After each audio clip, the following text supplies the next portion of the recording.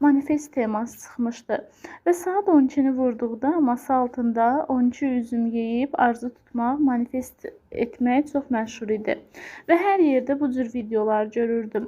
Nə yalan deyim, mən bunu etmədim, başqa cür manifest etdim. 2025-də yaşamaq istədiyim niyyətlərdən ibarət bir vision board, yəni arzular tablosu hazırladım.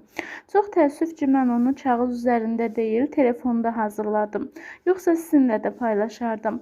Yaşamaq istədiyim arzuların şəkillərini birləşdirib telefonumun ekranına yapışdırdım və bir il müddətinə bu niyyətlər hər an gözümün önündə oldu.